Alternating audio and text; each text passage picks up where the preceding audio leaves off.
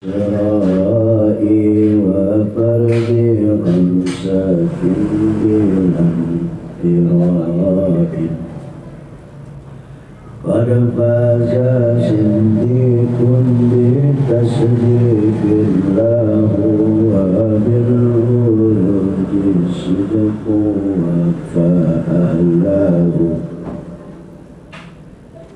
Beres tentang masa Isra Mi'raj, perjalanan di malam hari sampai ke Sidratul Muntaha, maqam di mana yang tertinggi Rasulullah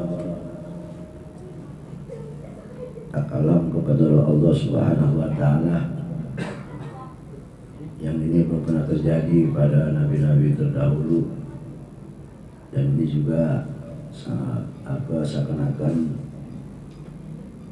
menjadikan satu keutamaan Rasulullah dan menyatakan kalau Rasulullah adalah pimpinan daripada segala makhluk. Nah, setelah Rasulullah kembali ke dunia, ke bumi, maka apapun yang terjadi di malam hari itu pasti Rasulullah akan mentablikan, menyampaikan semua apa yang terjadi dan tentang perintah apa yang hadiah yang diberikan oleh Allah kepada Rasulullah. Apa perintahnya, itu merupakan sebuah kewajiban sholat 5 waktu. Maka dilanjutkan oleh bait, ini sudah mau bait akhir-akhir ini. Wa ballaghal ummata bi Isra. Rasulullah kemudian menyampaikan kepada umat tentang kejadian Isra, perjalanan di malam hari itu dengan begitu singkat. Wa fardhu khamsatin, dan hadiah perintah apa yang diberikan oleh Allah kepada beliau untuk sampaikan kepada umat, yaitu wa fardhu khamsatin bilan tira'in, yaitu kewajiban sholat 5 waktu bilan tira'in, tanpa ada keraguan, dan pasti kita harus percaya dan meyakinkan bilang tira'in. Ini termasuk tauhid sam'iyat, artinya kewajiban kita beriman apapun yang dikhabarkan oleh Nabi kita Muhammad SAW, yaitu tentang kewajiban sholat 5 waktu. Apa maksud syair ini, bait ini? Ayyajibu ala kulli mukallaf, wajib kepada setiap per individu, orang-orang mukallaf balik dewasa, ayat akidah harus mengiyakan, mengiktikarkan bahwasanya annahu ballagha ummata, bahwasanya Rasulullah menyampaikan kepada umatnya bil khabaril Isra, yaitu tentang berita terjadinya perjalanan Isra wal Mi'raj. Abah bifardhu khamsah shalawatin, yaitu tentang kewajiban sholat 5 waktu. Nah, ini kejadiannya wa kana dzalika sabiha, kejadian ini yaitu subuh pada malam Isra itu sendiri. Dan wa kana awal sholatin, adapun sholat yang pertama dilaksanakan akan kewajiban daripada sholat 5 waktu itu, yaitu zuhur. Di Islam az-zuhur, yaitu zuhur. Kenapa enggak subuh? Ya, nah awal sholati, karena zuhur ini termasuk salah satu sholat yang paling pertama dikerjakan, yang menjadi syarat kewajiban zuhur. Yang pertama kali. Kenapa Allamah Jibril? Karena waktu itu Jibril sudah mengasih ilmunya kaifiat tentang sholat dan Nabi kepada Nabi Muhammad SAW. Jadi syariatnya itu, kaifiatnya itu enggak langsung diberikan. Jadi zuhur, sebelum zuhur mungkin Jibril memberikan sebuah pengetahuan tentang sholat, barulah zuhur dilaksanakan. Kenapa wa inna malam tajib subuh? Kenapa subuh enggak wajib? Padahal mandatnya sudah turun. ma'ana sholat fardhu isra, sedangkan mandat kewajiban sholat itu turunnya pas Lailatul Isra. Harusnya subuh sudah mulai diwajibkan, karena ditawakuf di ala karena tidak ada bahasanya tentang penjelasan bagaimana tata cara sholat itu sendiri, sehingga tidak ada kaifiatnya, belum ketahuan cara sholat itu seperti apa, bentuknya kayak apa, sistemnya seperti apa. Maka zuhur yang pertama diwajibin, ya, sehingga walam tabayyan atau walam tubayyan illa inda zuhri. Jadi tidak ada penjelasan menjelaskan tentang sholat kecuali pas masuk sholat zuhur. Inilah masuk dengan ibadah yang istimewa di antara ibadah-ibadah yang diwajibkan oleh Allah Subhanahu wa taala kepada umat muslim, yaitu sholat. Sholat ini begitu istimewa sehingga sholat itu perintahnya langsung dari Allah, tidak melalui malaikat Jibril. Ini keluar biasaan ibadah sholat. Maka derajat sholat itu setelah syahadat sholat. Nomor 2 sholat itu. Sehingga banyak ulama menerangkan tentang keutamaan sholat itu sendiri dibanding ibadah yang lain, dan juga konsekuensi meninggalkan sholat itu sendiri begitu mengerikan sekali. Pahalanya luar biasa dan konsekuensi meninggalnya pun ekstrim sekali. Ya, mungkin kita pernah ingat man tahawa nabi sholat, barang siapa yang menganggap sholat itu hal yang sepele, sehingga saking mensepelekan mungkin bahasanya ninggalin sholat, maka Allah Ta'ala, Allah akan memberikan orang tersebut cobaan, siksa. Allah berikan cobaan nggak tanggung 15 siksaan, dibagi 15 siksaan, datang tanggung. Yang 15 dibagi lagi, TKP-nya dibagi. Sitin fidunya, TKP pertama 6 cobaan Allah berikan langsung di alam dunia, kontan di alam dunia Allah berikan. Ini bahayanya orang tahawun ala sholat, menganggap sepele tentang sholat. Wasalasin indal maut, tiga siksa akan Allah berikan dikala dia sakatul maut. Kontan juga berarti, sebab masih dalam keadaan hidup di dunia. Kemudian wasalasin, 3 cobaan lagi, 3 siksaan lagi indah duhuri fil qabri, pas dia masuk ke alam barzah, pas dikubur. Kontan juga. Wasalasin dari lebih. Dan yang ketiga, 3 cobaan lagi, 3 siksa lagi Allah berikan dikala nanti dia berhadapan kepada Allah tentang hisabnya, siratnya, mizannya, dan apa yang nanti dia alami di pada masa aimokil kiamah.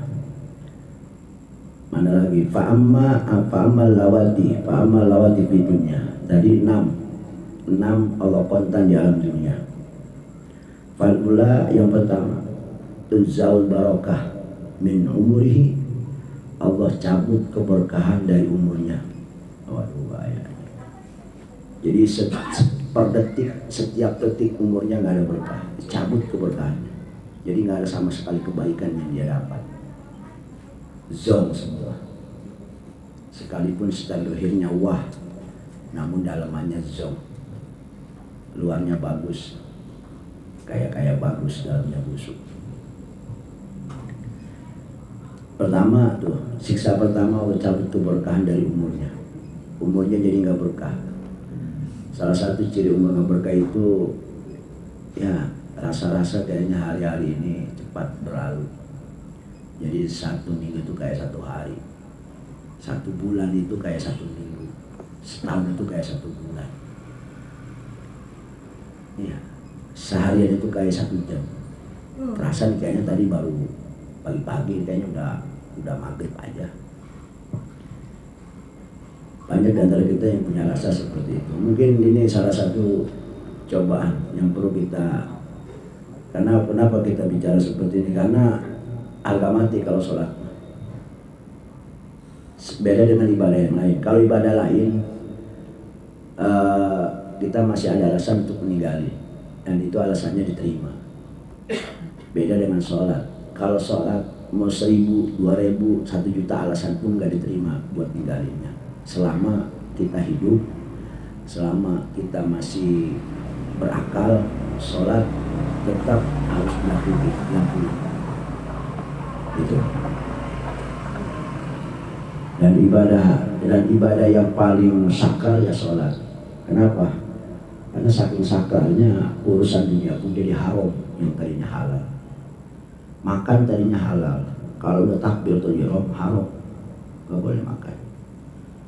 Minum, ngobrol mubah kan, boleh-boleh aja. Tapi kalau takbir atau ihram haram, terus Allahu Akbar aja ngobrol nggak bisa. Jalan nggak boleh.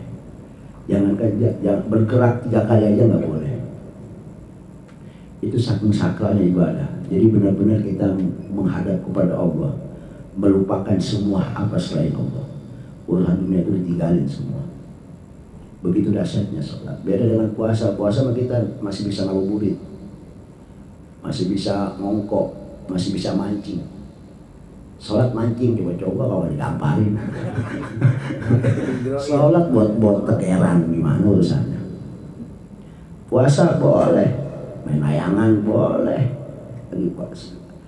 Coba sholat, makan tempe halal, tapi lagi sholat jadi haram.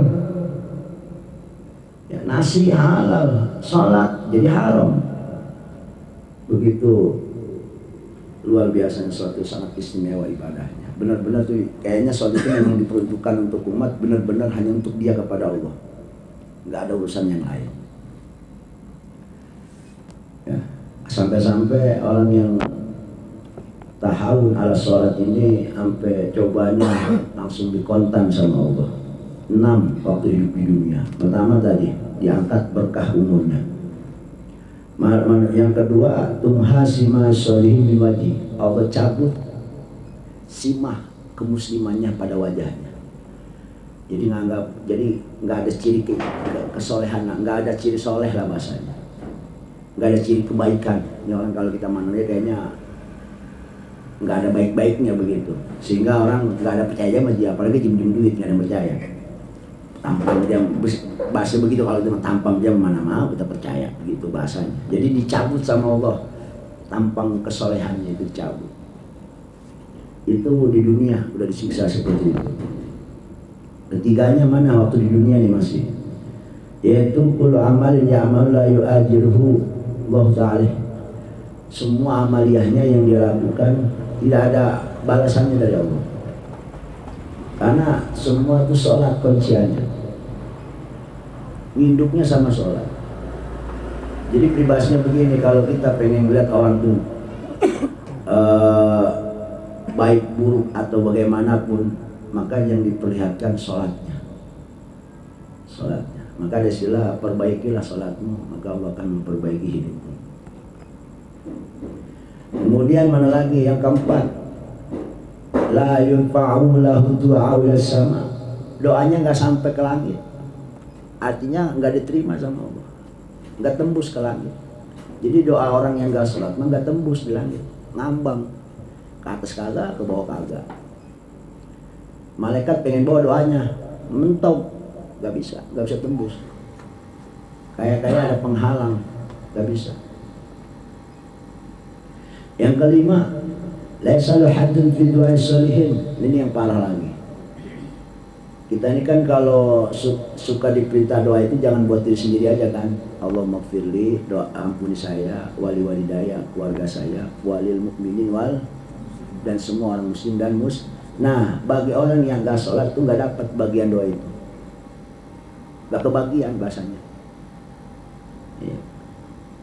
gak dapat. Jadi kalau kita berdoa, Allah ya Allah akan ampuni saya, ampuni keluarga saya, ampuni orang tua saya, ampuni guru-guru saya, dan semua umat Rasulullah, nggak dapat. Makanya orang Islam tuh disebut orang yang paling beruntung. Kenapa? Dia nggak ngedoa aja dapat doa. Ya, ini kita jim aja nih, tidur aja kerjaannya. Tapi dapat doa mulu. Karena banyak orang soleh yang ngedoain orang mukmin. Kalau kita termasuk orang yang mukmin, insya Allah dapat doanya, kecepretan bahasanya. Ya. Dapat, kena, kemasuk. Tapi kalau orang nggak sholat, nggak dapat. Jadi beruntung orang muslim itu begitu. Yang penting tadi ngerjain sholat. Insya Allah orang yang suka ngerjain sholat, kagak ngedoa aja jadi doain.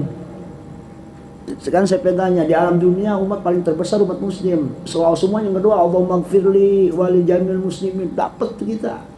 Dari sekian ribu mulut orang mukmin yang doa. Itu mah dari orang yang tingkatnya rendah sampai yang setengah, sampai yang jadi wali sekalipun, pasti doanya wali jamil muslimin wal muslimat. Bayangin, wali yang ngedoa kayak gitu, kita dapat.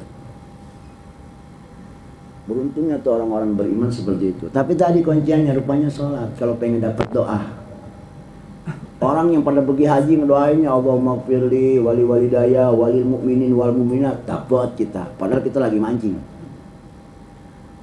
Dapat doa ampunan, dapat doa rahmat. Allahumma arham umat Sayyidina Muhammad, ya Allah kasih sayangilah, irham kepada Nabi Muhammad, kepada umat Nabi Muhammad, kita dapat. Allahumma gfir umat Muhammad, dapat kita. Allahumma arham, Allahumma astur, wah dapat kita semua itu. Doa-doa orang-orang soleh, doa-doa orang mukmin, kita dapat bagiannya.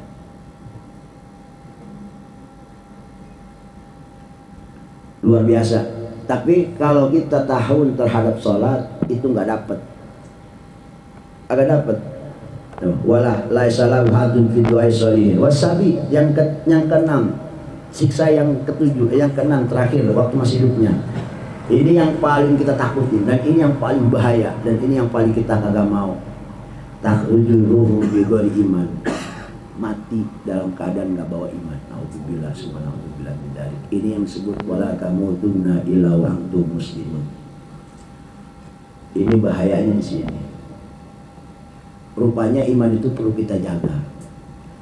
Syahadat itu perlu kita jaga. Kunci yang paling paten buat menjaga sholat. Pagernya yang paling paten buat menjaga syahadat, menjaga iman itu ya sholat. Ngerinya begini, oke lah, saya percaya kepada Allah, saya percaya kepada Nabi Muhammad utusan Allah. Itu kan perlu dijaga. Ngerinya kalau kita cuma sekedar syahadat tapi kita enggak menjaga ini, nanti takhrujul ruh bighairi iman. Pas sakatul maut, arah udah sampai di sini terakhir tinggal dicabut doang sama malaikat Israel. Bighairi iman. Gagap mengucapkan la ilaha illallah, nggak bisa. Nauzubillah subhanallah min dzalik. Sebab begini patokan orang muslim itu hidup begini. Kita mau sengsara kayak apapun, mungkin kalau kita anggap sengsara sekarang yang paling dahsyat itu di Palestina. Orang makan susah, tidur susah, ngapain susah, taruhan nyawa. Itu mungkin yang paling sulit, yang paling susah di alam dunia di kagak hidup. Bayangin coba kalau itu terjadi di Neroktom. Tidur nggak bisa, makan nggak bisa, mau apa-ngapain nggak ada, makanan nggak ada, semua. Ya, hidup keblangsang. Kenapa? Terjadi kehancuran yang begitu dahsyat. Tetapi kalau orang yang punya iman, itu semua sebetulnya nggak ada arti buat dia. Yang berarti buat dia dari satu, keluar dari dunia membawa keimanan. Itu yang paling mahal buat dia. Jadi nggak peduli tuh dunia mau hancur kayak apapun, keadaan seperti apapun. Yang penting gua mati dalam keadaan iman. Itu aja patokan orang muslimah. Dan itu yang paling harus kita jaga. Wala tamutunna illa wa antum muslimun. Jadi bahasanya begini mesej kita. Dunia mah berputar, sengsara enggak sengsara, ya pada intinya mah sama. Intinya kita akan mati, tetapi itu yang paling harus kita tunggu-tunggu, yang paling kita takutin, yang paling harus kita resahin adalah jangan sampai kita mati dalam keadaan tidak bawa Kita mau punya aktivitas di dunia kayak apapun, mau tadi ya, mau genting seperti apapun, dunia ini pasti bakal hancur. Dan hancur itu jangan sampai kita bergeming daripada keimanan kepada Allah Subhanahu wa ta'ala. Menjaga iman itu pagar yang paling terkuat, ikatan yang paling kuat adalah sholat. Jadi jangan main-main lagi nih urusannya. Masalahnya takhrujul ruh bighairi iman. pas rohnya keluar dalam keadaan mati su'ul khotimah. Naudzubillah, subhanallah, min. Dulu kan kita pernah cerita, wali kan kita tahu wali ibadahnya seperti apa, bener nggak? Wali-wali Allah ibadahnya kita nggak tahu tandingannya seperti apa, tingginya seperti apa makom mereka. Rupanya mereka nggak ada yang ditakuti dalam dunia ini. Di kala mereka hidup itu nggak ada yang ditakutin apapun, nggak ada. Tapi ada yang satu mereka takutin, satu doang. Di alam dunia yang ditakuti cuma satu di kala mereka hidup, selama mereka masih hidup. Apa? Ini, mati dalam keadaan tidak bawa iman. Karena siapapun konsekuensinya bisa terjadi pada diri mereka. Bayangin seorang waliullah begitu resahnya menghadapi sakatul maut. Kebayang oleh kita, mereka yang kita tahu ibadahnya sangat luar biasa, amalnya tidak tandingannya di alam dunia, kecuali wali Allah yang begitu takarub kepada Allah, begitu dahsyat dia mendekatkan diri kepada Allah. Tapi ada yang dia tetap, yang dia resahkan mereka, oleh resahkan diri hati-hati mereka. Apa? Mereka takut mati dalam keadaan tidak membawa iman. Salah begini, sebesar apapun kau berbuat baik, ada satu kejelekan yang kau perbuat itu akan menghancurkan semua. Artinya apa? Perbuatan baik sebanyak apapun belum tentu menjamin dia husnul khotimah dikala dia takut berbuat sedikit keburukan. Dan keburukan sebanyak apapun itu juga tidak bisa menjadikan dia mati dalam keadaan su'ul khotimah. Boleh jadi ada satu keamalan kebaikan yang dilakukan dan itu menyebabkan syafaat buat dia mati dalam keadaan husnul khotimah. Artinya apa? Dalam perbuatan baik jangan sekali-kali kita sia-siakan sekecil apapun. Karena ada keterangan Allah menitipkan 3 perkara dalam 3 perkara. Salah satunya adalah Allah menitipkan hidayah, Allah menitipkan hidayahnya, Allah menitipkan ridhonya di dalam kebaikan. Artinya dikala kita berbuat baik, di situ ada menyertai keridhaan Allah. Artinya dikala ada kebaikan sekecil apapun, apalagi yang besar, lakuin. Kenapa? Kesempatan kita. Mudah-mudahan itu ada hidayah Allah. Kenapa? Karena hidayah Allah akan dititipkan kepada setiap amal kebaikan. Itu yang kita harapkan. Jadi jangan mensepelekan kebaikan sekecil apapun. Senyuman itu ibadah. Mungkin kalau kita sekedar mandang hanya ibadah, senyum-senyum aja, mungkin kita biasa aja. Padahal begitu dahsyat di balik kebaikan itu. Karena Allah titipkan hidayahnya, Allah titipkan maunanya, Allah titipkan keberkahannya di dalam setiap kebaikan, baik yang kecil ataupun yang besar. Ya. Dan itu luput sama kita. Itu 6, siksa orang yang tahawun ala sholat. Kita karena ini isomil hadiah sholat, sedikit kita bahas juga sholat supaya kita sadar diri. Rupanya syahadat itu setelah syahadat sholat. Maka kita harus bertanya-tanya, kenapa begitu hebatnya sholat nomor 2 daripada syahadat setelah syahadat. Itu 6 siksa di alam dunia. Wa amal lati tusibu ajal maut. Dan di kala sakaratul maut Allah siksa juga nih orang. Apa? Itu 3 tadi. Pertama, lula ayamuta jalilan. Dia akan mati dalam keadaan hina. Oh, mati ketabrak tronton, aku mati bagaimana? Pokoknya dalam keadaan hina aja. Keadaan buruk, dihinakan sama Allah kematiannya. Ini yang kita nggak mau. Wasaniyah, yang kedua siksanya dikala lagi sakaratul maut ya, lagi ngadepin kematian nih. Pertama matinya hina, yang kedua Allah jadikan kematiannya dalam keadaan jai'an, haus, dahaga. Dahaganya ini bukan sekedar dahaga yang kita habis olahraga kemudian kagak minum seharian. Ini lebih dahsyat lagi dahaganya, lebih dahsyat lagi, lebih dahsyat dahaganya. Ini kongkongan kayaknya udah kagak ada lendir sekali. Jangankan air, lendir juga kayaknya kerontang kayaknya nih. Bayangin coba kerontang kita di tenggorokan, begitu dahsyat kehausannya. Walaupun diminumin air segentong nggak bakal hilang. Wasalisah, dan siksa yang ketiga Allah berikan ayamut asyanan. Jaya itu lapar, yang kedua asyanan, haus. Lapar dan haus Allah berikan kepada itu orang di kala mati. Kebayang coba. haus yang dahsyat, asan, jaian, kelaparan yang dahsyat. Walau suqya bihar dunya marawiyah. Bahkan keterangan lanjut, sekalipun dia dikasih minum segede lautan, bukan segentong lagi, segede lautan, air dia leg-leg semua, marawiyah, nggak bakal hilang tuh dahaganya. Saya pengen tahu kira-kira dahaga seperti apa kalau minum air segelas kagak hilang, 2 gelas nggak hilang, seteko kagak hilang, seember kagak hilang. Haus model apa coba? Ini selautan diminum air, nggak hilang juga. Begitu dahsyat hausnya. Maka kita udah kebayang siksa yang begitu luar biasa, ekstrim yang harus kita waspadai. Wa amal lati tusibu fil qabri. Sekarang siksa di alam kubur. Di dunia 6, matinya 3, di alam kubur 3. Mana yang pertama? Yudayyiqullahu ta'ala qabra tahta rifa adla'uhu. Allah persempit kuburannya, Allah gencet itu mayatnya sehingga tahta rifa adla'uhu, hancur adla'uhu, tulang rusuknya, dipersempit kuburannya, digencet sama kuburannya. Bayang coba tuh kuburan udah segitu-segitunya makin sempit aja. Ya kita kan cuma sel yang landak doang itu segitu. Semakin diekstrimin aja sama Allah.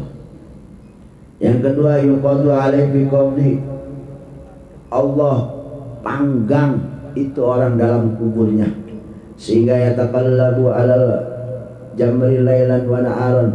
Dia akan selalu mulat-malet di atas barah-barah api neraka itu. Bayangin coba, kita tempat sekecil gitu dipanggang, udah mulat-malat makanya. Dan itu lailan naharon, siang dan malam, full 24 jam sampai kiamat. Kebayang coba, dipanggang kita dalam kubur siang malam. Coba ayo kita renungin dah. Dan itu sampai kiamat. Kebayang. Wasali 1 dan yang ketiga, yusallatu alaihi fi qabri su'banun ismu syuja. Di alam kubur ntar Allah ciptakan orang tersebut makhluk Allah untuk nemenin dia tidur di alam kubur. Nemeninnya siapa yang nemeninnya? Bukan siapa-siapa, yang nemeninnya ular, namanya Sujaul Aqra. Ngapain Sujaul Aqra? Tidur bareng? Enggak. Yadribuhu ala tabihi salawat wa yastaghriqu ta'dibahu bimikdari awqatis salat. Dia akan bahasa kita mungkin nyatok apa makan gimana atau gigit. Itu orang karena ninggalin sholat. Tadi sholat mungkin kalau bahasa tadi ini nyia-nyiain waktu sholat. Wa yastaghriqu ta'dibah. Kemudian selesai nyiksainya itu bimikdari awqatis salat, seukuran waktu sholat. Kalau sholatnya umpama seukuran sholat umpama 5 menit dihajar terus sama Hujatul Aqra, Sujaul Aqra. 5 menit lagi Sujaul Aqra. Yang kita lihat dalam waktu itu, dalam 24 jam kan 5 waktu kita akan dibantai terus sama Sujaul Aqra. Siapa Sujaul Aqra? Ular yang terbuat dari api neraka. Itu di alam kubur. Selesaikah? Enggak, tetap terus Allah hinakan. Tadi 15 siksa. Wa amalat tusibu inda liqa'i rabbih. Nah, ini di padang mahsyarnya. Masih aman dia, masih belum aman rupanya. Rupanya orang kayak gini benar-benar dimusuhin banget ini sama malaikat ini. Benar-benar jadi musuh buyutan. Ya, dari masih hidup sampai nanti pas dia bangkit di padang mahsyar, idza syaqqatis sama ya'tihi malakun biyadi silsilah. Dia akan dihampiri oleh malaikat, yang malaikat itu membawa rantai belenggu, rantai kapal atau yang besi itu terbuat dari neraka itu. Daruha sabuna dhira, yang panjangnya kurang lebih 30 meteran. Buat apa? Bayu'allikuha fi unuqi, buat nyancang itu orang, diikat lehernya, dicancang. Summa yudkhula fi fami, langsung itu ujung rantai selain dicancang dimasukin ke dalam mulutnya. wa yukhriju min duburi, sampai tembus ke duburnya. Di log-login itu rantai tersebut. Wa huwa yunadi, dan sambil malaikat itu ngomong sampai itu hadza jazaa'ul man yudai faraidallah, dan inilah siksaan bagi orang-orang yang meninggalkan sholat. Rupanya siksanya begitu ekstrim. Itu rantainya jangan salah rantai adem aja, itu rantainya nyala api neraka. rantai malaikat coba, bukan rantai kapal feri.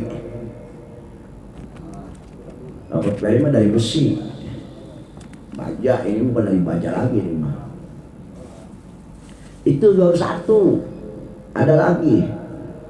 Qala Ibnu Abbas, berkata Ibnu Abbas, lau anna halqatan min silsilah, kata Ibnu Abbas meriwayatkan lau anna halqatan itu satu mata rantainya, kan mata rantai banyak tuh ya.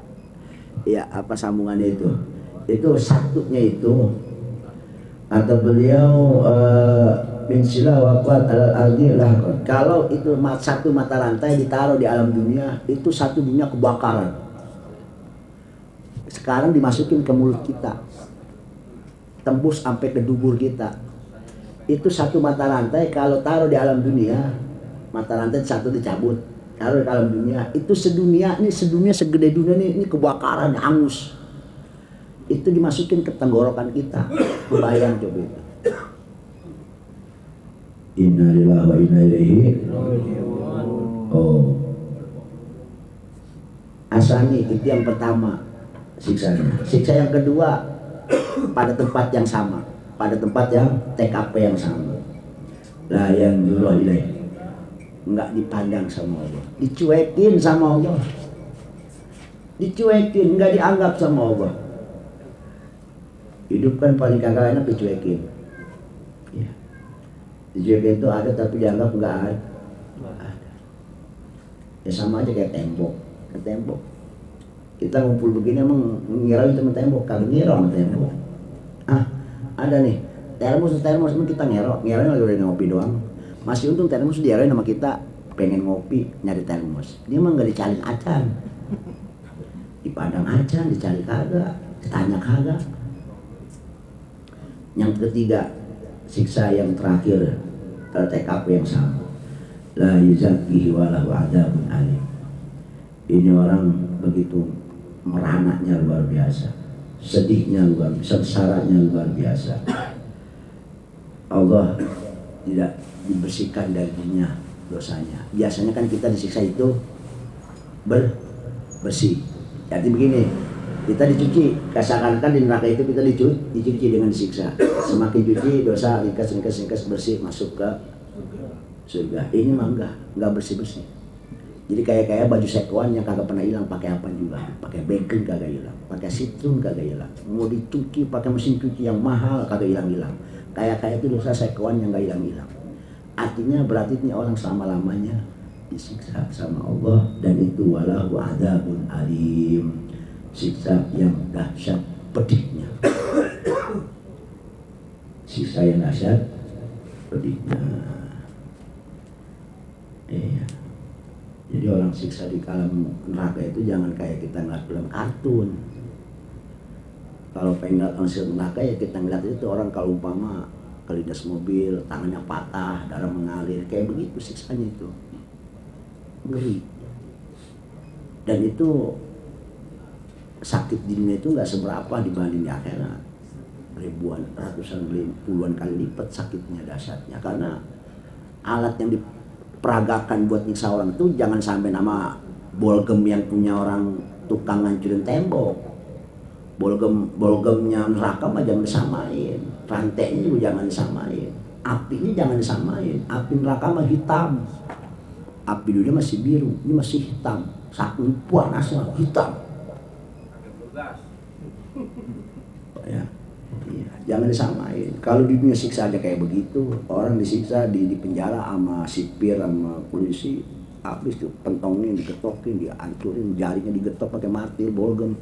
Itu mah nggak seberapa, bolgemnya bolgem polisi, ini mah bolgemnya bolgem malaikat, kebayang coba itu. Munkar Nakir itu punya pentungan. Pentungannya itu jangan samain nama pentungan sapam, ansip dari karet itu mah. Ini mah pentungannya saking beratnya, sealam dunia orang kumpul dari ujung barat sampai ujung timur, seluruh kumpul gotong itu pentungan malaikat Munkar Nakir yang tukang nanya di alam kubur, kagak ada yang kuat, nggak keangkat. Itu kebayang itu pentungan yang kagak keangkat kayak gitu beratnya berapa ton, berapa ratus ton itu, ribu ton itu, berapa juta ton itu. Itu kalau dikemplangin kepala kita, diketok pakai itu pentungan, seapa coba tuh badan kita. Pentungan sapam tuh yang dari karet, coba-coba digetok sekencang-kencang sama kepala kita. Kalau kagak keliangan, bener nggak? Ini pentungan yang beratnya orang kagak kuat ngangkat sealam dunia. Nempel di jidat kita. Bayangin coba itu. Apa yang terjadi reaksi tubuh kita ini. Pantas kita ambil 707 lapis hasta bumi sekali getok. Dahsyat. Ya. Kepala kita digetok martir aja, Masya Allah. Mencerit maratan langit kita. Apalagi digetok sama martirnya malaikat Munkar Nakir. Wa yawa'anahu aluma yusawwadu yawmal qiyamah wujud dari sholat. Dan orang nanti yang ninggalin sholat, kalau dia bangkit di padang mahsyar, Allah udah kasih ciri, umbul-umbul, alamat, jadi ketahuan.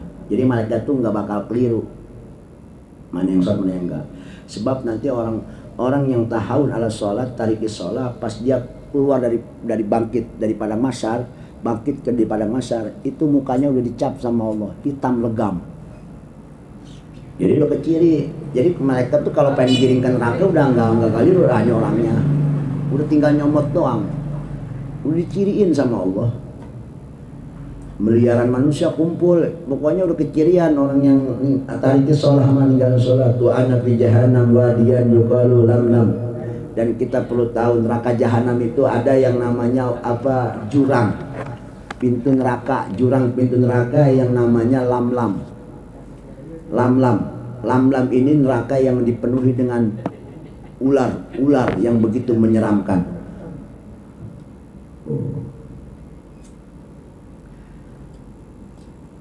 Ya, dan itu ular rupanya nggak tanggung-tanggung. Segede apa tuh ular? Saya pengen tanya, kita pernah ngeliat ular segede apa di dunia? Hah?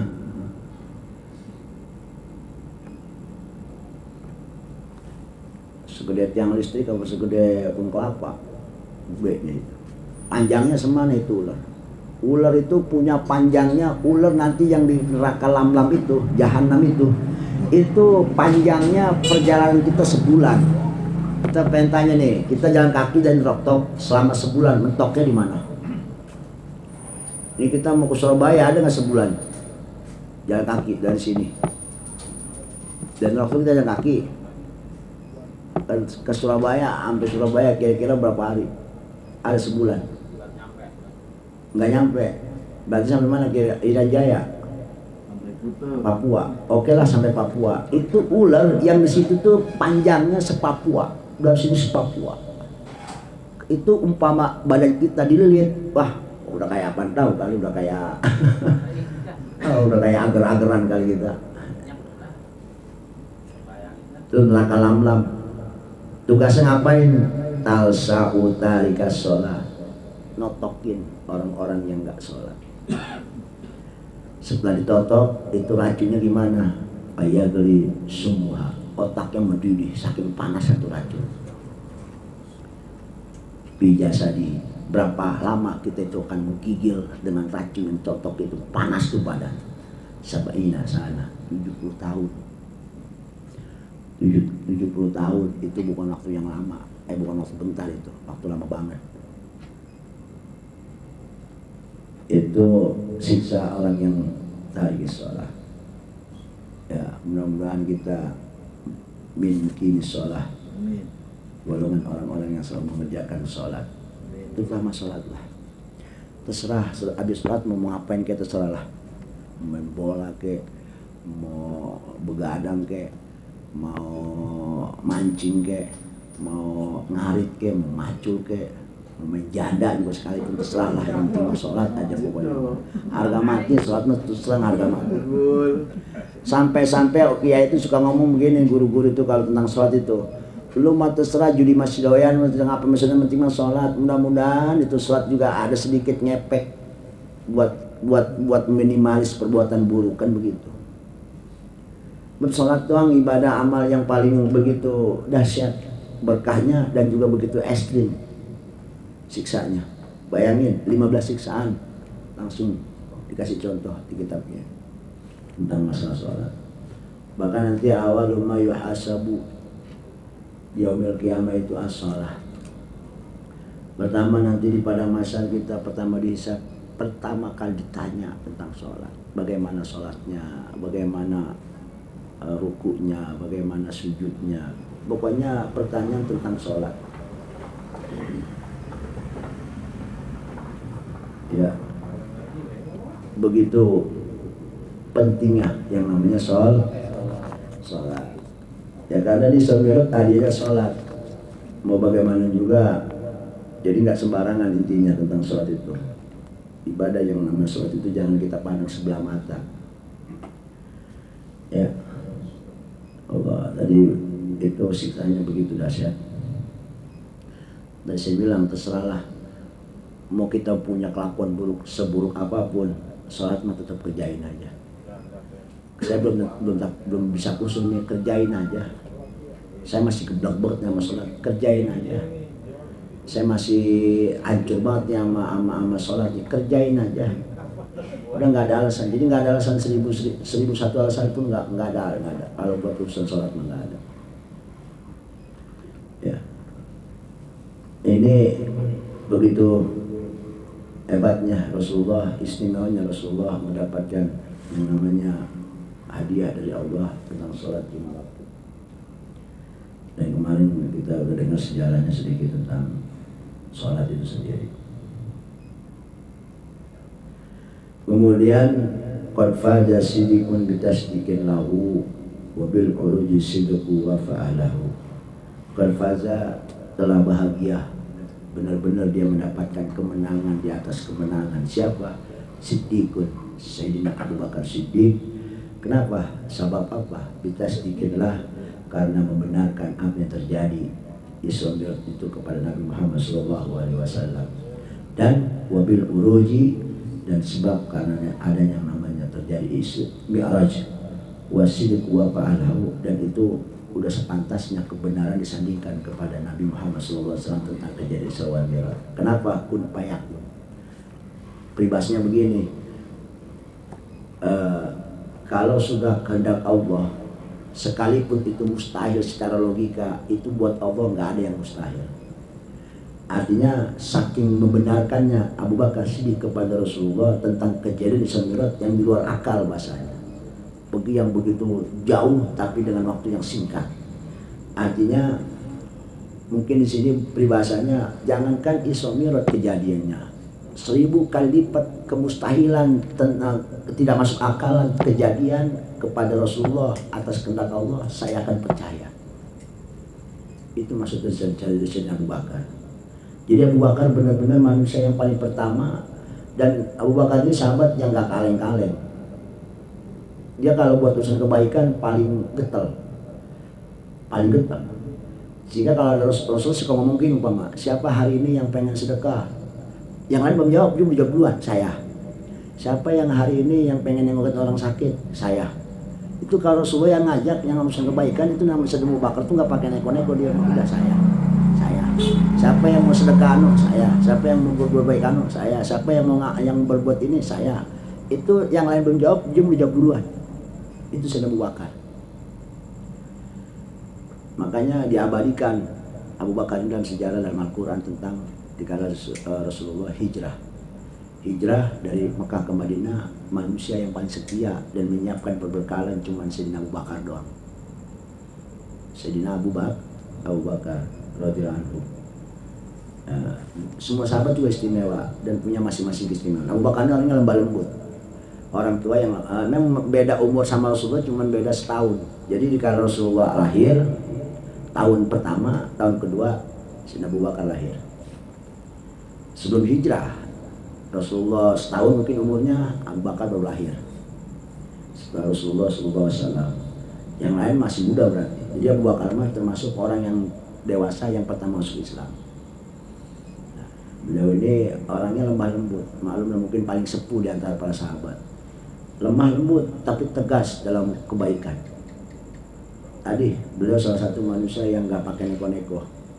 Bahkan beliau ini punya julukan juga Al-Habib, Al-Atik, Atik. Selain Siddiq, beliau punya julukan Atik, Atikun. Atikun itu banyak persepsi ulama, namun ada yang mengatakan Atik itu orang yang bebas dari neraka. Makanya Sayyidina Abu Bakar ini salah satu sahabat, bahkan orang yang pertama masuk surga, orang yang dijamin masuk surga bigori hisab, orang yang masuk 10 golongan, yang 10 orang golongan yang gak bakal kena siksa sedikit pun dan langsung VIP masuk surga. Jaminan salah satunya adalah Abu Bakar. Dan itu orang yang nomor 1. Abu Bakar nomor 1 manusia yang masuk surga, yang kalau kita sebut istilahnya wa asotil basoti bil jannah. Jadi ada golongan 10 orang yang asroh bubah soti bil jannah, masuk surga VIP langsung masuk. Bahkan Abu Bakar itu salah satu nama yang pertama di absen masuk surga. Itu Sayyidina Abu Bakar. Yang awalnya ucapannya begitu luar biasa, salah satunya apa yang pernah terlontar dari mulutnya, saya lebih senang bersilaturahim kepada Ahlul Bait daripada keluargaku sendiri. Itu Abu Bakar ucapannya. Saya lebih senang silaturahim sama Ahlul Baitnya Nabi daripada kepada keluargaku sendiri. Itu Abu Bakar. Dan Abu Bakar manusia paling setia terhadap Rasulullah, sampai kuburannya pun pengen ditemenin sama Rasul, sama Abu Bakar. Jadi di mana Rasulullah ada, Abu Bakar ada. Itu Abu Bakar. Dan umur, ada yang mengatakan umurnya sama dengan Rasulullah. Abu Bakar meninggalnya 63 tahun meninggal, sama dengan Rasulullah. Sampai makamnya pun berdampingan dengan Rasulullah. Jadi bukan hanya di masa hidupnya pengen berdampingan dengan Rasulullah, makamnya pun beliau wasiat pengen berdampingan dengan Rasulullah. Jadi makam itu ada 3, ya, Rasulullah, Abu Bakar, dan yang paling belakang itu Sayyidina Umar. Dan orang yang pertama punya inisiatif mengumpulkan mushaf Qur'annya Abu Bakar. Dan ini atas musyawarah kepada Sayyidina Umar. Nah, ujung-ujung finishnya itu di kala zaman Sayyidina Utsman baru dibukukan. Jadi baru pengumpulan aja dari setiap mushaf itu berjalan dari mulai zaman Sayyidina Abu Bakar sampai Sayyidina Utsman, Sayyidina Umar, kemudian Sayyidina Utsman setelah kumpul semua baru dibukukan oleh Sayyidina Utsman. Ini rupanya inisiatif daripada Khalifah Sayyidina Abu Bakar Siddiq radhiyallahu anhu. Jadi berkat sejarah daripada jasa beliau kepada umat Nabi Muhammad SAW. Dan pertama orang yang merangin Nabi palsu Abu Bakar. Orang yang pertama memerangi pembangkang agama ya Sayyidina Abu Bakar. Dan orang yang pertama yang menyebarkan Islam keluar daripada kota Mekah dan Madinah Abu Bakar. Termasuk Irak. Irak itu diislamkan oleh Sayyidina Abu Bakar, Khalifah Abu Bakar. Kemudian Oman, Yaman termasuk. Itu daerah-daerah yang diislamkan pada Khalifah Abu Bakar, menyebabkan sayap-sayap memperluas daripada agama Islam, dakwah-dakwahnya. Itu Khalifah Sayyidina Abu Bakar Siddiq, begitu luar biasa. Baru setelah Khalifah berganti semakin luas. Jadi yang pertama memperluas ya Abu Bakar. Maklum dan wajar beliau adalah Khalifah yang pertama. Itu sahabat beliau yang begitu luar biasa, ya. Dan beliau ada juga sedikit tentang Abu Bakar juga. Beliau punya julukan juga Al-Habib. Habib itu berarti orang yang begitu mencintai kepada siapa? Kepada Rasulullah Sallallahu Alaihi Wasallam. Sampai-sampai ada yang mengatakan saking cintanya sama Rasulullah, saking begitu yupulnya kepada Rasulullah, itu 1 menit, 1 hari nggak mandang Rasulullah nangis. Jadi beliau tuh kalau nggak ngeliat Rasulullah 1 hari nangis kayak kehilangan dunia kali, lebih daripada kehilangan dunia. Terus Sayyidina Abu Bakar, ya, Abu Bakar yang lemah lembut. Dan Sayyidina Umar itu adalah sahabat yang paling orang takutin Tapi Sayyidina Umar itu tunduknya sama Abu Bakar. Tunduknya cuma sama Abu Bakar. Jadi bisa nurut sama Abu Bakar. Kalau sama sahabat yang lain bisa tampol sama dia. Jadi kalau ada berita kalau Rasulullah meninggal kan nggak ada yang berani ngabarin ke Sayyidina Umar. Coba-coba kita ngabarin, ya Umar, Sayyidina Rasulullah meninggal, habis tampolin kita. Beliau tuh paling kagak demen kalau ngeliat orang, kalau nggak dengar Rasulullah itu sengsara, nggak mau. Apalagi kematian. Makanya Sayyidina Umar lagi hidupnya kalau ada yang macam-macam sama Rasulullah kesakitan aja nih. Jangankan digebuk orang, digigit semut, itu semut dicari sampai lubang mana juga sama Sayyidina Umar. Pengen cari semut mana yang gigit Rasulullah. Sayyidina Umar. Tapi kalau yang bilangin Sayyidina Abu Bakar, duduk dia. Sebab dia tahu kata Abu Bakar itu. Jadi Abu Bakar itu orang yang benar-benar tipenya sama dengan Rasulullah, jalannya, duduknya paling mirip sama Rasulullah. Kenapa? Karena beliau yang paling dekat sama Rasulullah, dampingin Rasulullah. Makanya begini, kalau Rasulullah lagi ngobrol dia sama sahabat, Rasulullah senyum, dia senyum. Jadi Rasulullah ketawa, dia ketawa. Rasulullah senyum, dia senyum. Rasulullah bergerak, dia bergerak. Rasulullah diam, dia diam. Itu Abu Bakar. Saking pens berat bahasanya gitu. Nggak mau ninggalin satu kelakuan, satu gaya Rasulullah, nggak mau ninggalin. Itu dan paling nurut itu. Sayyidina itu orang yang paling nurut dan yang orang paling pertama paling nurut sebelum sahabat-sahabat yang itu Abu Bakar dulu. Makanya kalau Rasulullah ngomong begini, siapa yang beramal sekarang? Saya. Yang lain belum ngomong, dia belum ngomong saya. Yang lain baru nurut. Itu Abu Bakar yang pertama. Cinta semacam apa coba yang begitu dahsyat tertanam pada hati Abu Bakar? Wajar. Bahkan dalam hadisnya ini Rasulullah sendiri ngomong, kalau sealam dunia saya pengen tanya nih, salam dunia orang muslim yang punya orang muslim, imannya orang muslim sealam dunia ditimbang, disatuin dari ujung maghrib sampai ujung maghrib. Berarti kan yang wali, yang setengah wali, yang awam, imannya dikumpulin di sedunia, dapat berapa kilo nih beratnya iman seorang sedunia. Di kilo ditimbang dengan imannya Abu Bakar sendiri, itu jauh. Sebenarnya sekarang iman orang muslim di alam dunia ini kan bukan model kita doang yang baragadu imannya, benar nggak? Yang wali sekalipun dikumpulin disatuin di alam dunia nih, dapat berapa kilo nih? Di kilo sama iman Abu Bakar sendiri jauh. Abu Bakar paling berat imannya, dahsyatnya luar biasa tuh Sayyidina Abu Bakar keimanannya. Sampai-sampai salam dunia masuk dikumpulin keimanannya, nggak ada yang tandingan kepada Abu Bakar. Begitu luar biasanya Sayyidina Abu Bakar. Manusia sahabat yang begitu kalem, sahabat juga mertua karena Rasulullah kawin dengan anaknya yaitu Siti Aisyah. Siti Aisyah ini kalau nggak salah dari istri yang kedua dari Sayyidina Abu Bakar. Jadi Abu Bakar itu punya istri dua di Mekah, yang satu kemudian cerai, yang kedua kawin lagi, punya anak dua termasuk yaitu Siti Aisyah.